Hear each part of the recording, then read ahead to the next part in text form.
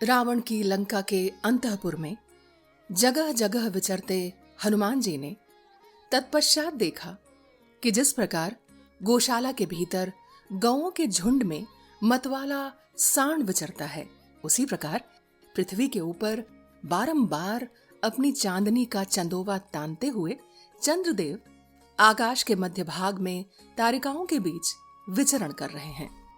वे शीत रश्मि चंद्रमा जगत के पाप ताप का नाश कर रहे हैं, महासागर में ज्वार उठा रहे हैं, समस्त प्राणियों को नई दीप्ति एवं प्रकाश दे रहे हैं और आकाश में क्रमशः ऊपर की ओर उठ रहे हैं। भूतल पर मंदराचल में संध्या के समय, महासागर में और जल के भीतर कमलों में जो लक्ष्मी जिस प्रकार सुशोभित होती हैं, वे ही उसी प्रकार मनोहर चंद्रमा में शोभा पा रही हैं। जैसे चांदी के पिंजरे में हंस, मंदराचल की कंदरा में सिंह तथा मदमत्त हाथी की पीठ पर वीर पुरुष शोभा पाते हैं, उसी प्रकार आकाश में चंद्रदेव सुशोभित हो रहे हैं। जैसे तीखे सींग वाला बैल खड़ा हो, जैसे ऊपर को उठे शिखर वाला महान पर्वत श्वेत हिमालय शोभा पाता हो, और जैसे सुवर्ण जटित दांतों से युक्त गजराज सुशोभित होता हो, उसी प्रकार हिरण के श्रृंग रूपी चिन्ह से युक्त परिपूर्ण चंद्रमा छवि पा रहे थे, जिनका शीतल जल और हिमरूपी पंख से संसर्ग का दोष नष्ट हो गया है, अर्थात जो इनके संसर्ग से बहुत दूर है। सूर्य किरणों को ग्रहण करने के कारण जिन्होंने अपने अंधकार रूपी पंख को भी नष्ट कर दिया है, तथा प्रकाश रूप लक्ष्मी का आश्रय स्थान होने के कारण जिनकी कालिमा भी निर्मल प्रतीत होती है, वे भगवान शशलांचन चंद्रदेव आकाश में प्रकाशित हो रहे हैं। जैसे गुफा के बाहर शिलातल पर बैठा हुआ मृगराज सिंह शोभा पाता है, जैसे विशाल भवन में पहुंचकर गजराज सुशोभित हो जाता है, तथा जैसे राज्य पाकर राजा अधिक शोभा से संपन्न हो जाता है, उसी प्रकार निर्मल प्रकाश से युक्त होकर चंद्रदेव सुशोभित हो रहे थे।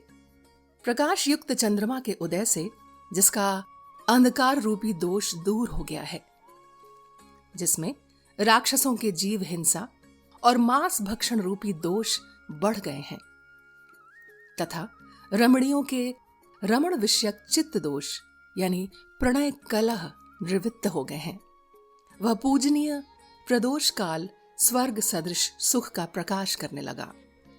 वीणा के श्रवण सुखद शब्द झनकृत हो रहे थे। सदाचारणी स्त्रियां पतियों के साथ सो रही थीं, तथा अत्यंत अद्भुत और भयंकर शील स्वभाव वाले निशाचर निशीत काल में विहार कर रहे थे। बुद्धिमान वानर हनुमान ने वहां बहुत से घर देखे, किन्हीं में ऐश्वर्य मत से मत्त निशाचर निवास करते थे, किन्हीं में मदिरा पान से मतवाले राक्षस भरे हुए थे। कितने ही घर, रथ, घोड़े आदि वाहनों और भद्रासनों से संपन्न थे, तथा कितने ही वीर लक्ष्मी से व्याप्त दिखाई देते थे। वे सभी गृह एक दूसरे से मिले हुए थे।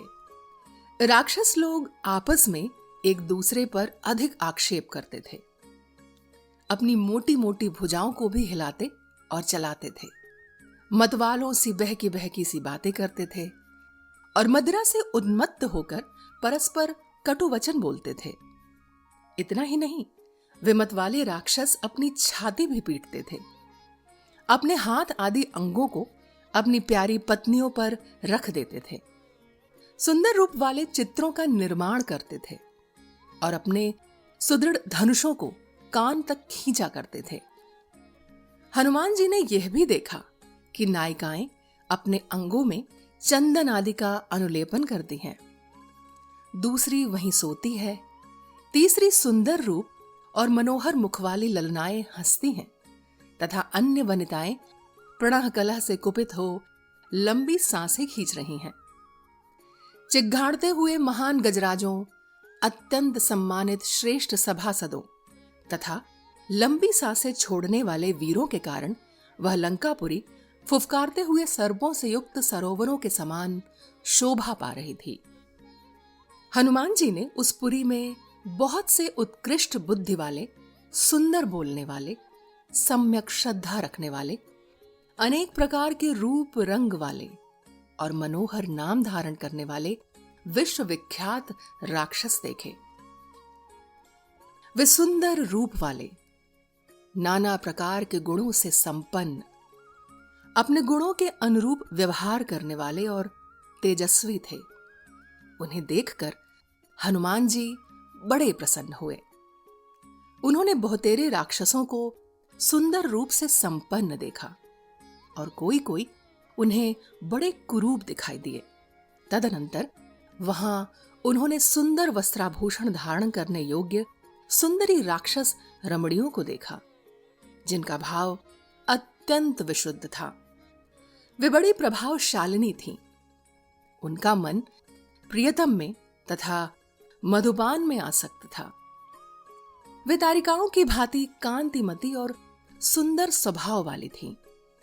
हनुमान जी की दृष्टि में कुछ ऐसी स्त्रियां भी आईं जो अपने रूप सौंदर्य से प्रकाशित हो रही थीं। वे बड़ी लजीली थीं और आधी रात के समय अपने प्रियतम के आलिंगन पाश में इस प्रकार बंधी हुई थी जैसे पक्षिणी पक्षी के द्वारा आलिंगित होती है। वे सब के सब आनंद में मग्न थीं। दूसरी बहुत सी स्त्रियां महलों की छतों पर बैठी थीं। वे पति की सेवा में तत्पर रहने वाली धर्मपरायणा, विवाहिता और काम भावना से भावित थीं। हनुमान जी ने उन सबको अपने प्रियतम के अंक में सुखपूर्वक बैठी देखा। कितनी ही कामनियां सुवर्ण रेखा के समान कांतिमती दिखाई देती थीं। उन्होंने अपनी ओढ़नी उतार दी थी। कितनी ही उत्तम वनिताएं तपाए हुए सुवर्ण के समान रंग वाली थीं तथा कितनी ही पति वियोगिनी बालाएं चंद्रमा के समान श्वेत वर्ण की दिखाई देती थीं। उनकी अंग कांति बड़ी ही सुंदर थी। तदनंतर वानरों के प्रमुख वीर हनुमान जी ने विभिन्न ग्रहों में ऐसी परम सुंदरी रमणियों का अवलोकन किया जो मनोभिराम प्रियतम का संयोग पाकर अत्यंत प्रसन्न हो रही थी। फूलों के हार से विभूषित होने के कारण उनकी रमणीयता और भी बढ़ गई थी और वे सब की सब हर्ष से उत्फुल्ल दिखाई देती थीं।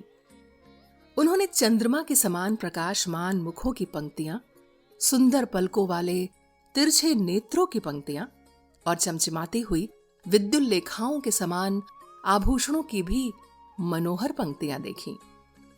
किंतु जो परमात्मा के मानसिक संकल्प से धर्म मार्ग पर स्थिर रहने वाले राजकुल में प्रकट हुई थीं, जिनका प्रादुर्भाव परम ऐश्वर्य की प्राप्ति कराने वाला है, जो परम सुंदर रूप में उत्पन्न हुई प्रफुल्ल लता के समान शोभा पाती थी, उन कृशांगी सीता को उन्होंने वहां नहीं देखा था।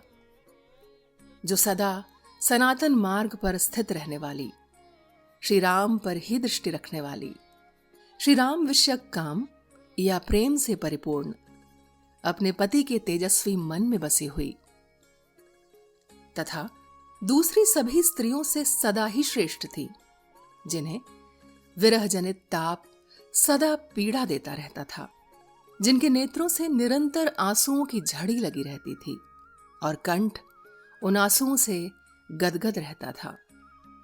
पहले संयोग काल में जिनका कंठ श्रेष्ठ एवं बहुमूल्य निषक पदक से विभूषित रहा करता था, जिनकी पलकें बहुत ही सुंदर थीं और कंठ स्वर अत्यंत मधुर था तथा जो वन में नृत्य करने वाली मयूरी के समान मनोहर लगती थी, जो मेघ आदि से आच्छादित होने के कारण अव्यक्त रेखा वाली चंद्रलेखा के समान दिखाई देती थीं, धूलि धूसर सुवर्ण रेखा से प्रतीत होती थीं, बाण के आघात से उत्पन्न हुई रेखा से जान पड़ती थीं तथा वायु के द्वारा उड़ाई जाती हुई बादलों की रेखा से दृष्टिगोचर होती थीं। वक्ताओं में श्रेष्ठ नरेश्वर श्री रामचंद्र जी की पत्नी उन सीता जी को बहुत देर तक ढूंढने पर भी जब हनुमान जी न देख सके, तब वे तत्क्षण अत्यंत दुखी और शिथिल हो गए। इस प्रकार श्री वाल्मीकि निर्मित आर्ष रामायण आदि काव्य के सुंदरकांड में 5वां सर्ग पूर्ण हुआ।